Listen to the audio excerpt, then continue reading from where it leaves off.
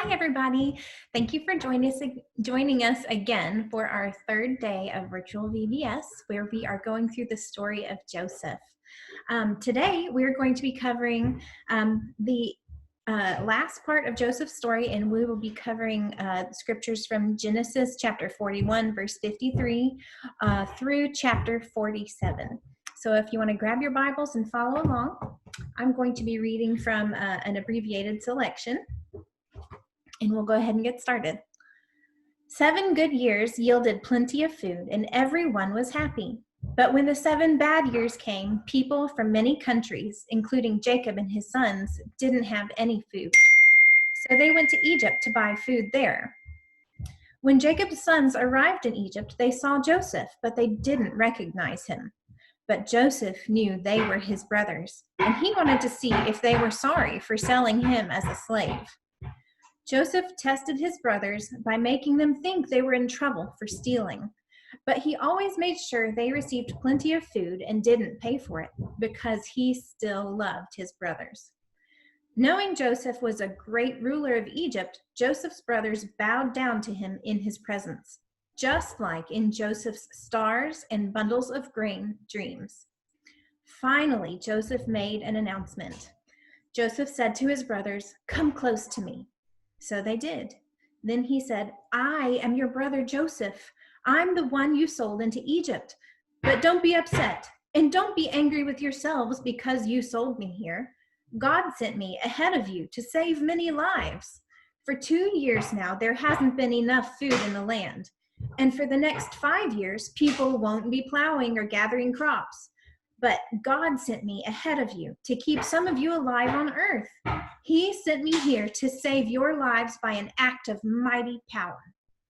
So then it wasn't you who sent me here, it was God. He made me like a father to Pharaoh. He made me the master of Pharaoh's entire house.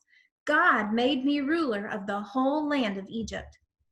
Tell my father about all the honor given to me in Egypt. Tell him about everything you have seen, and bring my father down here quickly." So they went up out of Egypt. They came to their father Jacob in the land of Canaan. They told him, "Joseph is still alive. In fact, he is ruler of the whole land of Egypt." Jacob was shocked. He didn't believe them. So they told him everything Joseph had said to them. Jacob saw the carts Joseph had sent to carry him back. That gave new life to their father Jacob. Israel said, "I believe it now. My son Joseph is still alive. I'll go and see him before I die."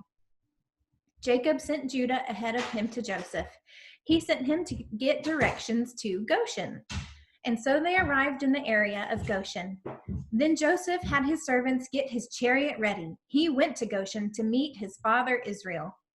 As soon as he came to his father, Joseph threw his arms around him. Then Joseph wept for a long time. So Joseph helped his father and his brothers make their homes in Egypt. He gave them property in the best part of the land, just as Pharaoh had directed him to do. Okay.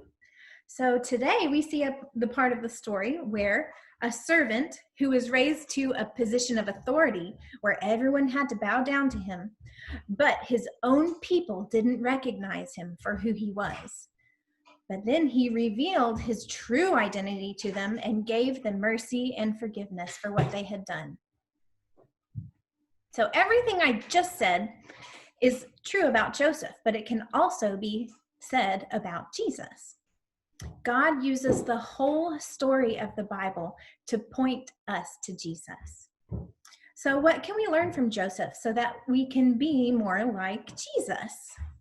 The first thing is that Joseph showed his brothers mercy. Showing mercy is when you are showing people more kindness than what they deserve.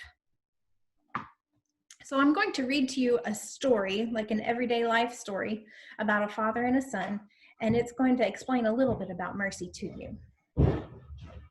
Dad gave Stephen money to buy shoelaces. Stephen took the money and bought candy instead. When he went home, he told his dad he had lost the money. But Stephen's dad learned the truth. He took Stephen to the store. He made him buy shoelaces with his own allowance. Then he hugged Stephen. He told him he had done wrong, but he said he forgave him and he loved Stephen anyway. Do you think Stephen's dad did the right thing? Read Hebrews 4:14 through 16 with me. It says, "We have a great high priest. He has gone up into heaven. He is Jesus, the Son of God. So let us hold firmly to what we say we believe. We have a high priest who can feel it when we are weak and hurting.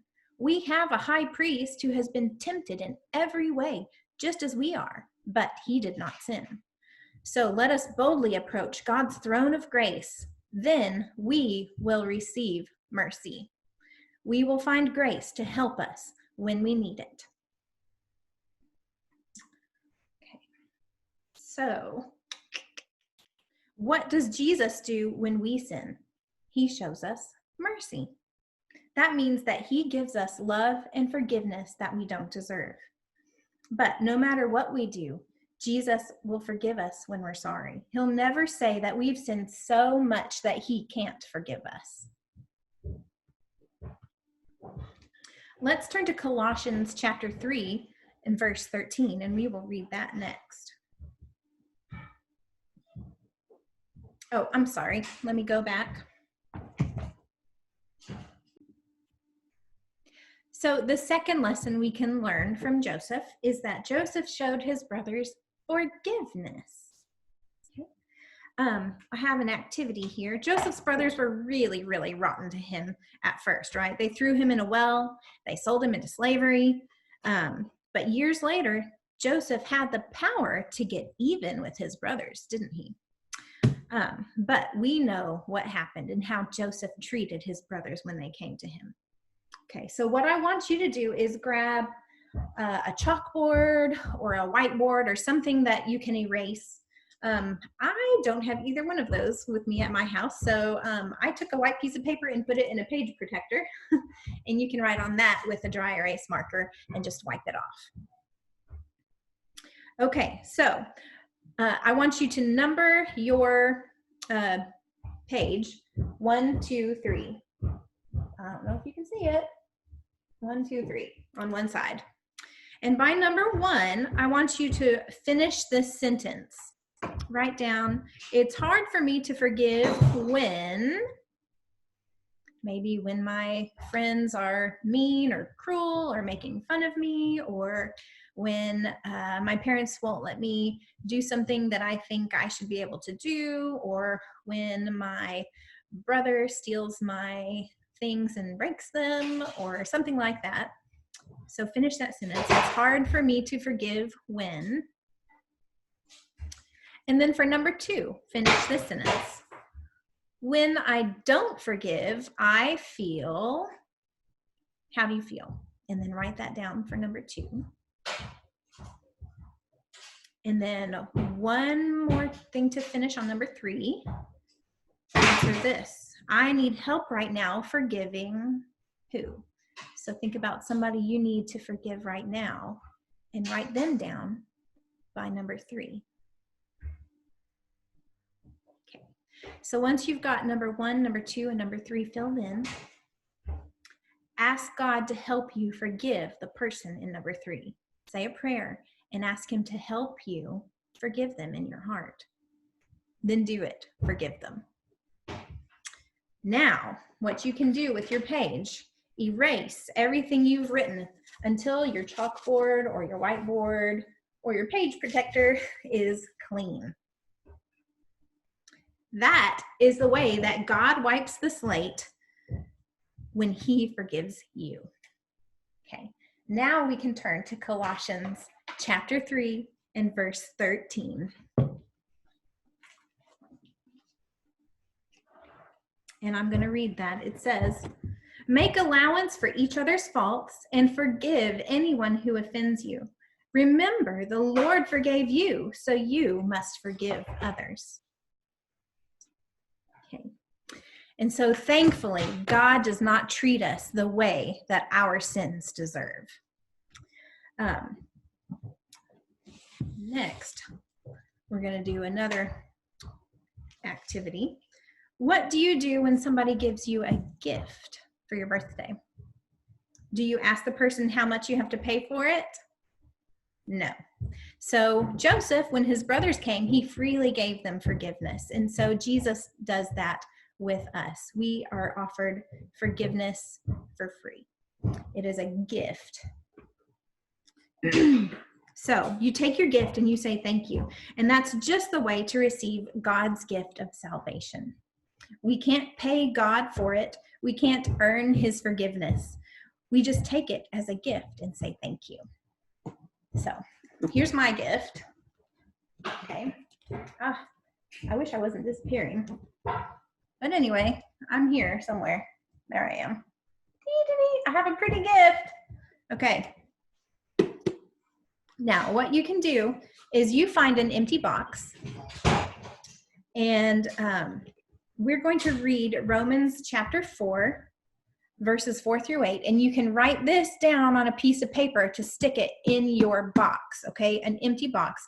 If your house is anything like mine right now, you probably have a few empty Amazon boxes laying around. So just grab one of them and write down Romans 4, 4 through 8.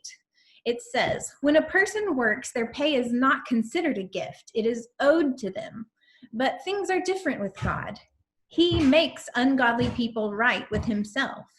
If people trust in him, their faith is accepted, even though they do not work for it. Their faith makes them right with God. King David says the same thing. He tells us how blessed people are when God makes them right with himself. They are blessed because they don't have to do anything in return. David says, blessed are those whose lawless acts are forgiven. Blessed are those whose sins are taken away. Blessed is the person whose sin the Lord never counts against them. So take your box, put those verses inside the empty box, wrap it up. And then on your tag, I put a tag here.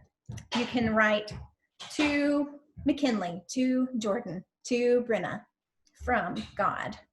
And then you can write, I wrote Romans 4, 4 through 8 on my tag. Okay. Then this will be a reminder to you that salvation is a gift from God to you. And then maybe one day when you decide that you want to be baptized, you can unwrap your gift and read the verses inside to your family and claim that gift that you so desperately need. And that will be a special day. So we can be like Joseph and Jesus by forgiving others and showing them mercy. But it is very important to remember that we, in our story, we are Joseph's brothers. We are the ones who need forgiveness. Just like Joseph's brothers came to him needing grain, we need Jesus in the same way. So we need to come to Jesus in humility and trust his goodness, and he will give us mercy and forgiveness. Thank you so much for tuning in with us for our virtual VBS. That's all I have for you. And I hope that you have grown closer to Jesus through studying his word with us. All right, have a good day.